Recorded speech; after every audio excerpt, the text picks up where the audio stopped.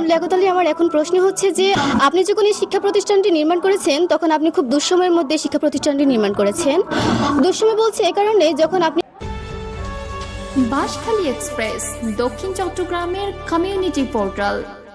প্রিয় দর্শক, বাঁশখালী এক্সপ্রেসের শিক্ষা বিষয়ক আয়োজন ক্যাম্পাস এক্সপ্রেস। এই আয়োজনে আমরা জনপদের শিক্ষা প্রতিষ্ঠানের সমস্যা ও সম্ভাবনার কথা বলি। আজ থাকছে বাঁশখালীর উপকূলীয় অঞ্চল গন্ডামারা ইউনিয়নের আনোয়ারা বেগম স্কুল অ্যান্ড কলেজের আদ্যপ্রান্ত।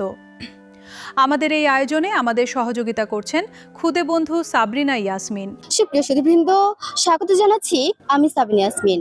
আজকে গন্ডামারা স্বনামধন্য শিক্ষা প্রতিষ্ঠান Anowara Begum school and college প্রাঙ্গণে। সুপ্রিয় সুধীবৃন্দ, দক্ষিণ চট্টগ্রামের আলোচিত রাজনৈতিক নেতা জনাব মোহাম্মদ লিয়াকত আলী চেয়ারম্যান 2020 সালে নিজ মায়ের নামে প্রতিষ্ঠা করেছেন Anowara Begum school and college. সুপ্রিয় সুধীবৃন্দ, আজকের এই ডকুমেন্টারিতে আমরা তুলে ধরবো সুযোগ সুবিধা বঞ্চিত অনুন্নত যোগাযোগ ব্যবস্থা সম্পন্ন অত্র এলাকায় আলো জ্বালানো শিক্ষা প্রতিষ্ঠানের অদ্যপ্রান্ত। চলুন দর্শক, জেনে নেওয়া যাক।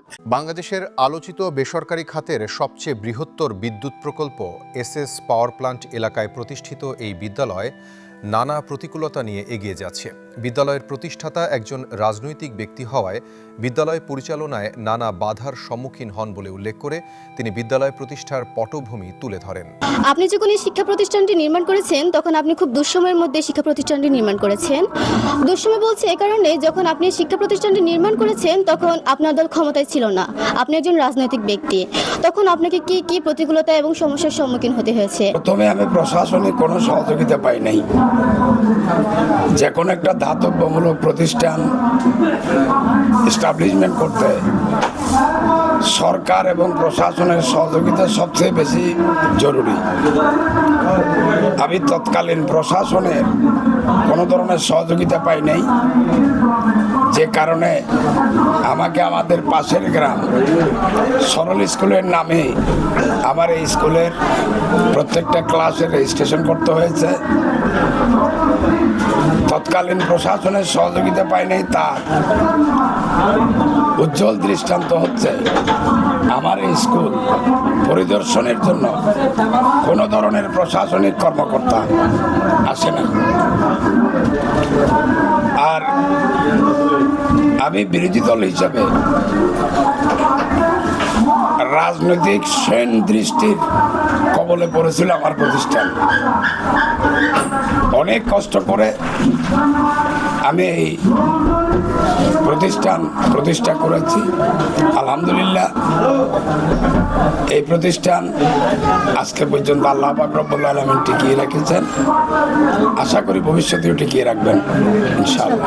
জনাব লিয়াকত আলী, আমার এখন প্রশ্ন হচ্ছে যে আপনি এই শিক্ষা প্রতিষ্ঠানটি চালাতে গিয়ে বর্তমানে কি কি প্রতিকূলতার সম্মুখীন হচ্ছেন এবং কোন ধরনের সহযোগিতা পেলে আপনার শিক্ষা প্রতিষ্ঠানটি আরো এগিয়ে যাবে এবং আরো সুন্দর হবে, আপনি কি মনে করেন? প্রথম সমস্যা হচ্ছে স্কুলের সম্মানিত শিক্ষক কর্মচারীদের যেটা মাসিক সম্মানী, এটা দিতে আমার খুব হিমশিম খেতে হয়। যেহেতু 2020 সালের পর থেকে আমার সব ব্যবসা বাণিজ্য কেড়ে নেওয়া হয়, তারপরেও ধার দেনা করে লোন করে আলহামদুলিল্লাহ আমি চালিয়ে যাচ্ছি। ক্লাস 8 পর্যন্ত মঞ্জুরি পেয়েছি, এমপিভুক্ত হয় নাই।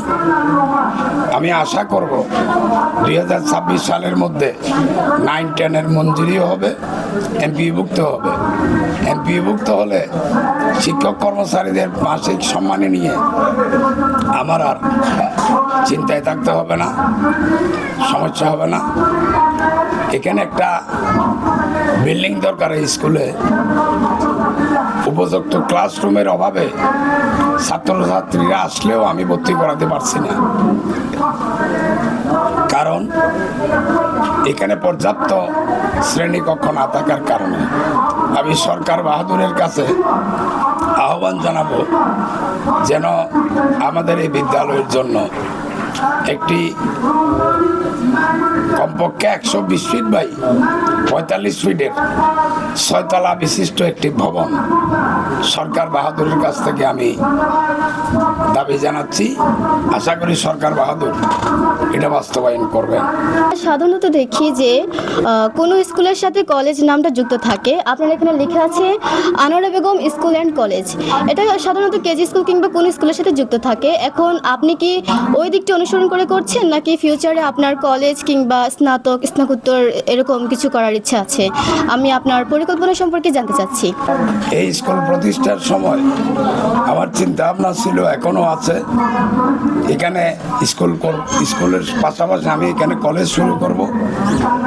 এক সময় গিয়ে এখানে অনার্স হবে, স্নাতক সম্মান এবং পাস দুটি হবে আল্লাহর রহমতে, আল্লাহ যদি তৌফিক দেন। আগামী 2027 সালে যারা এসএসসি পরীক্ষা দেবে তাদের বেস দিয়ে আল্লাহর রহমত আমি কলেজ স্টার্ট করার চিন্তা ভাবনা আছে। যেহেতু এই অঞ্চলে একটি কলেজ খুবই জরুরি, সেটিকে মাথায় রেখে আমি স্কুল অ্যান্ড কলেজ নাম দিয়েছি। আপনি যদি নিজ থেকে কিছু বলতে চান তাহলে আমাদেরকে বলতে পারেন। নিজ থেকে একটি গুরুত্বপূর্ণ বিষয় হচ্ছে, আমার বাবা যখন আমাকে ছোটবেলায় বলেছিলেন গ্রামে একটি ভালো স্কুল করার জন্য, তো আমার যখন একটি স্কুল দেওয়ার মতো সামর্থ্য হয়েছে আল্লাহর রহমতে, আমি স্কুলটির জমি কিনে চতুর্দিকে বাউন্ডারি করে এটা ভরাট করে স্কুলের ঘর নির্মাণ করে, তখন আমার আব্বা জীবিত ছিলেন। আমি আমার আব্বাকে বলেছিলাম যে বাবা, আমি তোমার নামে একটা স্কুল করতেছি, তুমি আমাকে ছোটবেলায় বলতে। তখন আমার বাবা নিচের দিকে কিছুক্ষণ তাকিয়ে থেকে আমাকে বলল যে বাবা, আমি তো তোর অনেক বাহাদুরি দেখেছি, তুই তো খুব ছোটবেলায় তোর মাকে হারিয়েছিস, তোর মা তো তোর কোনো ধরনের কিছুই দেখে যেতে পারে নাই, এই স্কুলটি তোর মায়ের নামে কর। তাই আমি আমার স্কুলটি আমার মায়ের নামে করেছি এবং আমার ইউনিয়নের পূর্ব বরগুনা গ্রামে 1 একর 6 শতক জমি নিয়ে এটাও 7 ফুট বাউন্ডারি দিয়ে ভরাট করে রেখেছি আমার বাবার নামে আরেকটি প্রতিষ্ঠান করার জন্য। আমি বাঁশখালী এক্সপ্রেসের সকল দর্শকের কাছে দোয়া চাই যেন আমার বাবার নামে শিক্ষা প্রতিষ্ঠানটিও আমি এস্টাবলিশ করতে পারি এবং বাঁশখালী এক্সপ্রেসের মাধ্যমে সকল দর্শক শ্রোতাদেরকেও আমি ধন্যবাদ জানাচ্ছি। আসসালামু আলাইকুম। একদল সুদক্ষ শিক্ষক, সুপরিসর খেলার মাঠ, শিক্ষার্থীদের জন্য প্রার্থনা কক্ষ, মনোরম পরিবেশে প্রতিষ্ঠিত এই বিদ্যালয়ের শিক্ষকরা জানান, অগ্রগামী, মাঝারি ও দুর্বল শিক্ষার্থী চিহ্নিত করে সেই অনুযায়ী পাঠদান সমন্বয় করা হয়। ক্লাস শেষে আমরা ফান্ডামেন্টাল ক্লাস এবং রিফ্রেশমেন্ট ক্লাসের ব্যবস্থা করছি। 3 ধরনের স্টুডেন্ট রয়েছে, 3 ক্যাটাগরির। একটা হচ্ছে অ্যাডভান্স, মিডিয়াম আর হচ্ছে উইক। অর্থাৎ সবার অনুধাবন ক্ষমতা এক না। সেক্ষেত্রে সবাইকে সমুন্নত পাঠদান দেওয়ার জন্য আপনারা হচ্ছে কোন ধরনের কৌশল অবলম্বন করেন? এবং মিডিয়াম স্টুডেন্টগুলোকে ধাপে ধাপে নির্দেশনা দিই যেন তারা সহজে বুঝতে পারে। যারা একটু বুঝতে সমস্যা হয় তাদেরকে অতিরিক্ত কাজ না দিয়ে সহজভাবে টেকনিকের সাহায্যে পড়ানোর চিন্তা ভাবনা করি এবং তাদেরকে অতিরিক্ত সময় দিই, এক্সট্রা ক্লাস করাই। আমাদের দেশে ইংরেজির বিষয়ে সবচেয়ে বড় যে বাধা, সেটা শিক্ষার্থীদের মাঝে ভয়, ইংরেজি বিষয়ের ভয়। আমি প্রথমেই যে 3 ক্যাটাগরি স্টুডেন্ট আছে সেখানে অ্যাডভান্স লেভেলে যারা আছে তাদেরকে এক্সট্রা ক্রিয়েটিভ কিছু কাজ দিয়ে থাকি। মিডিয়াম লেভেলে যারা আছে তাদেরকে ধাপে ধাপে বোঝানোর পাশাপাশি তাদেরকে কিছু কাজ দেই যেগুলোতে তারাও মাঝে মধ্যে আটকে পড়ে। তো সেগুলোকে আমি সুযোগ দেই তারা যাতে ধাপে ধাপে কাজটা সমাধান করতে পারে, ততটুকু পর্যন্ত তাদেরকে আমি সাপোর্ট করি, সময় দিই। এবং উইক স্টুডেন্ট যারা আছে আমি তাদেরকে অতিরিক্ত কাজ দেই না। অতিরিক্ত কাজ দেওয়া বলতে ওদেরকে আমি বিভিন্ন ক্রিয়েটিভ ওয়ার্ক অথবা আপনার ভিজুয়ালাইজেশনের মাধ্যমে বোঝানোর চেষ্টা করি। শিক্ষার্থীরাও কৃতজ্ঞ চিত্তে এই প্রতিষ্ঠানের কাছে তাদের ঋণ স্বীকার করেন। পাশাপাশি তারা জানান দরিদ্র পরিবারের সন্তানদের জন্য বিনা বেতনে অধ্যয়নসহ নানা সুযোগ অবারিত রেখেছে পরিচালনা পর্ষদ। আমাদের বেড়ে ওঠা হচ্ছে বঙ্গোপসাগরের উপকূলে, যোগাযোগ ব্যবস্থা তেমন ভালো না। তেমন একটি দুর্গম এলাকায় এলাকার কৃতি সন্তান জনাব মোহাম্মদ লিয়াকত আলী প্রতিষ্ঠা করেছেন একটি স্বনামধন্য বিদ্যালয় Anowara Begum school and college. আমরা প্রার্থনা করি আল্লাহ তাআলা যেন তাকে এবং তার পরিবারকে আরও ভালো ভালো কাজ করার জন্য রহমত দান করেন। আরও প্রার্থনা করি যে এই বিদ্যালয়টা যেন এই এলাকাকে আরও আলোকিত করতে পারে। আর তাছাড়া আমাদের একটা স্কুলের বিশেষ বৈশিষ্ট্য হচ্ছে এখানে এক্সট্রা কারিকুলামের শিডিউল ব্যবস্থা রয়েছে, যা থেকে আমরা দক্ষতা অর্জন করতেছি বিভিন্ন বিষয়ে। আর তাছাড়া এখানে যারা আর্থিকভাবে অভাব দরিদ্র তাদেরকেও বিনামূল্যে এখানে পাঠদানের সুযোগ সুবিধা করে দিচ্ছেন আমাদের স্কুলের প্রতিষ্ঠাতা। অভিভাবকদের মুখেও সন্তুষ্টির কথা শোনা গেল। প্রত্যাশা আর প্রাপ্তির সংযোগ কতটুকু হলো এমন প্রশ্নের উত্তরে বিদ্যালয় পরিচালনা পরিষদের অভিভাবক সদস্য, স্থানীয় ইউপি সদস্য জনাব নুরুল হাকিম জানান, আমি দীর্ঘদিন ধরে এই স্কুলের সাথে জড়িত। এই স্কুলের পাঠদান এবং শিক্ষক শিক্ষিকা যারা আছে তাদের যে পাঠদানের একটা সিস্টেম আমি দেখে আমি এই স্কুলের প্রতি আকৃষ্ট হয়ে গেছি। তাদের পাঠদানের কারিকুলামগুলো সিস্টেমগুলো অন্য স্কুলের সাথে ভিন্ন, যার কারণে আমার নিজের মেয়েটাও আমি এই স্কুলে দিয়েছি। আমি যতটুকু দেখছি ইনশাআল্লাহ আমাদের স্কুলের পাঠদানের ব্যাপারে, পড়ালেখার ব্যাপারে এটা বলতে গেলে অনন্য, এটা তুলনা হয় না। আমার মনে হয় যতটুকু বাঁশখালীর মধ্যে এইরকম একটা প্রতিষ্ঠান, ক্লাস নির্ভর প্রতিষ্ঠান আমার মনে হয় দ্বিতীয় আরেকটা আছে বলে আমি মনে করি না। তাকে প্রশ্ন করতে পারেন আমি এই স্কুলে আসার পর থেকে ম্যানেজিং কমিটিতে এই স্কুলকে আমি কি দিতে পেরেছি এবং স্কুল আমাদেরকে কি দিয়েছে, এটার উত্তরে যদি আমি দিই এই স্কুলকে দেওয়ার মতো আমার কিছু নাই। কিন্তু আমরা ম্যানেজিং কমিটির সদস্য আমি নিজেকে এই স্কুলের একদম হাদেম মনে করি। এই ধরনের একটা প্রতিষ্ঠানের, এই ছেলে মেয়েদের এইরকম একটা প্রতিষ্ঠানের খাদেমগিরি করাটা একটা নসিবের ব্যাপার আছে। কারণ যেই স্কুলের প্রতিষ্ঠাতা লিয়াকত আলী সাহেব বাঁশখালীর কৃতি সন্তান, উনি একজন রাজনীতিবিদ। ওনার উপরে অনেক কিছু ঝড় তুফান জেল জুলুম অত্যাচার হওয়ার পরেও জেলখানা থাকায় অবস্থায়ও একদিনের জন্য 1 মাসের বেতনও বাকি ছিল না শিক্ষকদের। উনি যে কোনো উপায়ে এই স্কুলে, বর্তমানে উনি স্কুলটা নিজের ব্যক্তিগত ফান্ড থেকে পরিচালনা করে। প্রতি পার মাসে 4 লক্ষ টাকা এই স্কুলে দিতে হয়, 4 লক্ষ টাকা। ঠিক আছে, এই জিনিসটা আমি খুব গর্ববোধ করি। লিয়াকত আলী সাহেবের মতো একজন মানুষ এইভাবে এরকম একটা প্রতিষ্ঠান চালিয়ে যাওয়া যায়। আমি আশা করব ভবিষ্যতে আমাদের বাঁশখালীতে আরো যারা বিত্তবান আছে, শিক্ষানুরাগী আছে, রাজনীতিবিদ আছে, নেতারা আছে, জমিদাররা আছে, তারা এই আনোয়ারা বেগম স্কুল অ্যান্ড কলেজের মতো প্রত্যেকটা উপকূলীয় এলাকায় যেখানে যোগাযোগ ব্যবস্থা খারাপ, বিচ্ছিন্ন এলাকা, যোগাযোগ বিচ্ছিন্ন এলাকা, এই ধরনের কিছু ভালো প্রতিষ্ঠান করে এই দেশের মানুষের কল্যাণের জন্য কাজ করে। আমি মহান মুক্তিযুদ্ধের ছেলে, হ্যাঁ মা, আমার ছেলে বাবা বিজয়,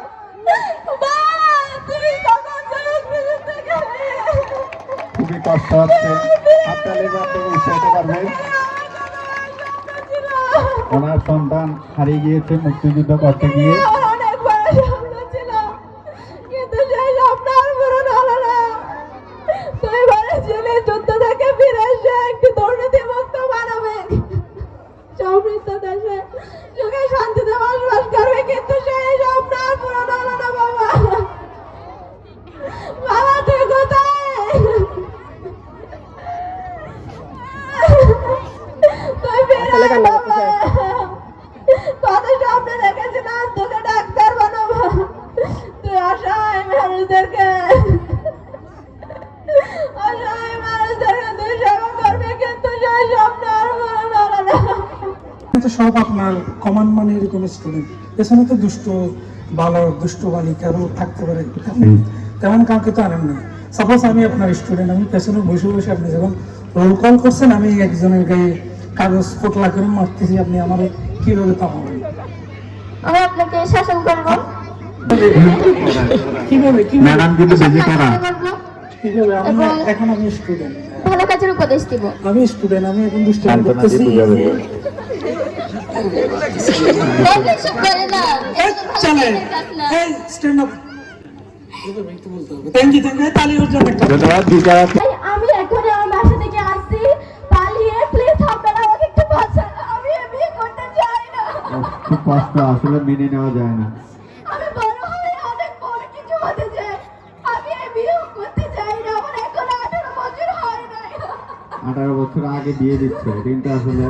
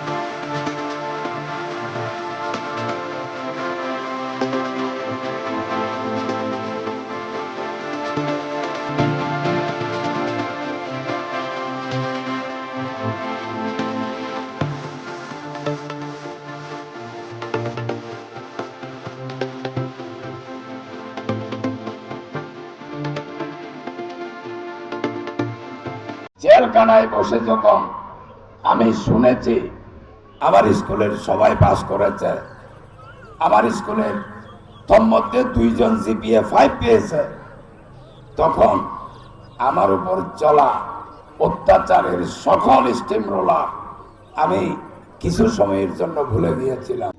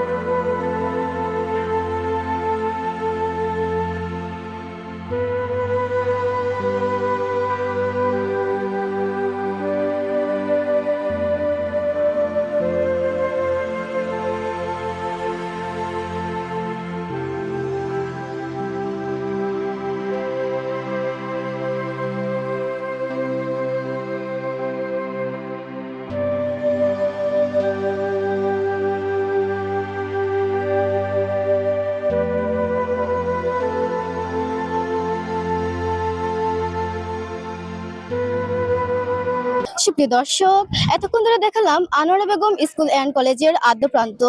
তো কেমন লেগেছে আপনাদের এই স্কুলের আদ্য প্রান্ত এবং এই অনুষ্ঠানটি কমেন্ট বক্সে জানাতে ভুলবেন না কিন্তু। ধন্যবাদ সবাইকে, আল্লাহ হাফেজ।